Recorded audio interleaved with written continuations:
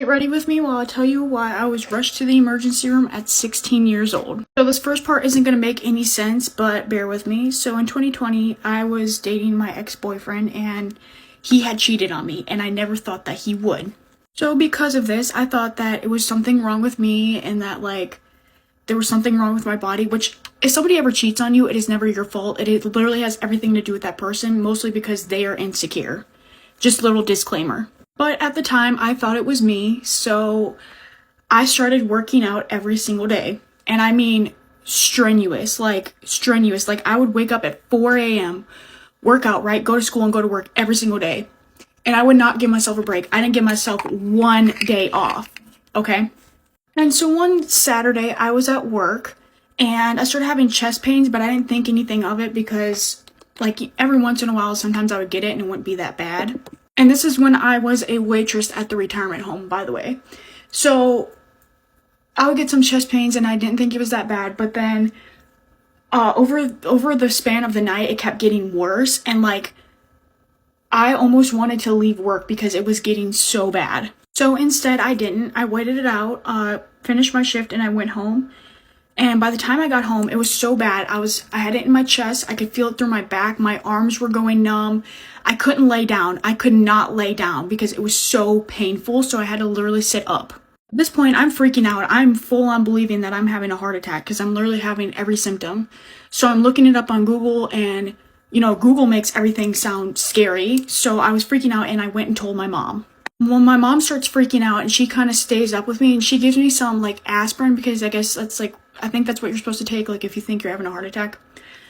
She stays up with me and she's like, "Do you want to go to the hospital right now?" And I was like, "No, I kind of want to wait. I don't want to go and have it be no reason." So I was like, "I'll just wait a little bit." So anyway, my mom's staying up with me and I end up sitting up that night. I did end up falling asleep without going to the emergency room yet. This is about to end. Go to part 2 to find out the rest of the story. This is part 2 as to why I was rushed to the emergency room at 16 years old. So anyway, I slept through the night, okay? And I wake up the next day and I was still having the chest pains and they were still really bad. And I was like, this is weird. It's not going away. So then I told my mom, I was like, okay, take me now. So she takes me and she's full on freaking out. She is literally freaking out. So I go in there, I tell them my symptoms and they're like, "Oh my gosh, oh my gosh, oh my gosh." And they literally get me in so fast. I was freaking out after that. I don't know. So anyway, they sit me down in a wheelchair and they start taking me to all these rooms to do an EKG. So anyway, when they're doing this EKG scan, I'm freaking out because every single time they do an x-ray or something, they run out of the room and I'm like, am I safe? So then after the EKG is done, they go and they take me to my little area. I had to wear a mask because it was in the middle of COVID, and then my mom was allowed to come in the room, but nobody else. So they take 4 vials of my blood, they're asking me all these questions, and my mom's sitting in the room next to me. And so we were in there for 4 or 5 hours just waiting for results after that. And I'm sitting there just freaking out. I'm hooked up to all this stuff. I have the gown on. It was scary. It was scary. I don't like the hospital. It was scary. So when the doctor finally comes back in the room, he was like, "You seem like a very healthy young lady." He gives me all my paperwork that tells me my blood pressure and all that kind of stuff. And it was good. And he's like, "Unfortunately, we don't know what it is, but he's like, we think it's because of how much you've been working out. The push-ups that I was doing must have messed with something in my chest." But basically in the EKG, they found an air sac on my lung.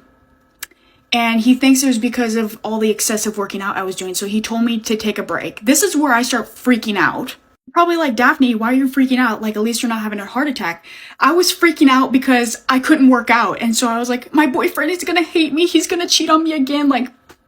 Come on. So anyway, they finally send me home and they advise me just to take a leave or ibuprofen or something just to kill the pain, but that it would go away on its own. Imagine that. So I didn't even have to go in the first place. So I wasn't having a heart attack.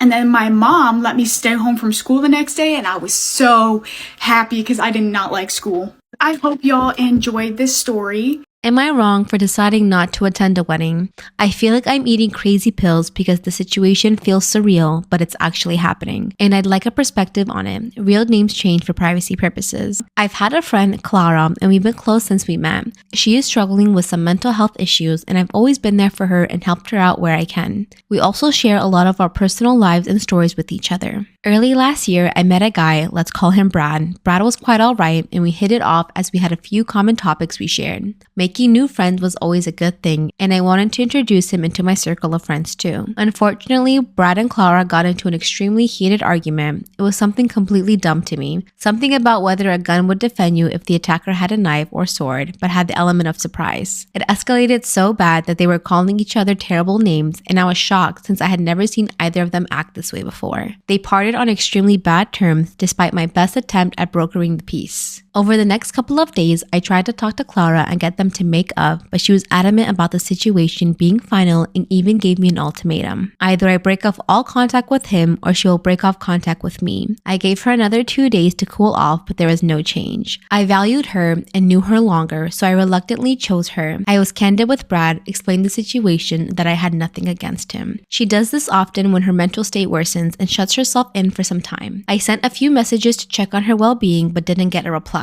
This time was much longer than previously, but I thought nothing of it, having given her the option to come back whenever she was ready. 2 weeks ago, she returned after several months and announced her engagement to Brad. 2 weeks ago, she returned after several months and announced her engagement to Brad, then invited me to her wedding. After getting over my shock, I asked why they were together. She said he was there for her when he went through a tough time and he was her world. Ugh, shady friend, I hate this so much. I turned down her invitation and said I would not like to attend. She got upset and said that I should put my differences with him aside. I said I had no differences with him, it was her I had an issue with. She told me to cut him out, then went and got engaged to him. I feel like I was made to be the fool. Since then, her friends have been hounding me, saying I should get over myself and stop being jealous, and that I was never in a relationship with Brad in the first place. I feel like this isn't about Brad at all, but everyone seems to disagree. I was 15 working as a cashier, and I straight up did not know what it meant to give good customer service, like whatsoever. So there was this huge lineup, and this lady comes up to my till, and first of all, I'm like so awkward. I can't even talk to people at that age. I don't know why. I was just like, hi. Like, I barely spoke to her. And she has like a cart full of items, and I'm scanning all of the items, whatever, and then she has this one like pack of batteries and it didn't have a barcode on it. So that is like a cashier's worst nightmare, at least it was for me, because you have to like call the departments and then figure out what the price is, all the stuff, and like how you're gonna put it into the system. So I had already scanned like all of the items in her cart except for that, and I was like, you know what, I don't feel like doing this. So I turned off my light at my station and I was like, I have to go on break now. I literally left her with everything in her bag, in the bags, like she's already had stuff scanned. I just left. I don't even remember if I was actually supposed to go on break, but I confidently just walked away and I was like, yeah, one of them can help you. Like, I'm going on break now. Like, sorry. So then I'm on my break and I get called into the office and I'm like, oh God, I already know what this is about. And apparently this lady made a complaint. Rightfully so. Go in there and she doesn't even get mad at me. She's just like, so this lady left a complaint, and like she explained this whole situation. She was like, is this like what happened? Because if it is, like, you can't be doing that. The way I started gaslighting this woman so badly, I was like, oh my God, I can't believe she would say that. Like, I did not do that. That did not happen whatsoever. Luckily, I told her that I went to go look for the battery pricing and like tag myself, and that I was like searching high and low for this price tag, couldn't find anything. And that when I came back, the woman was gone. So I was like, oh, okay, peace, I'm going on my break. Like, I think my manager totally believed me.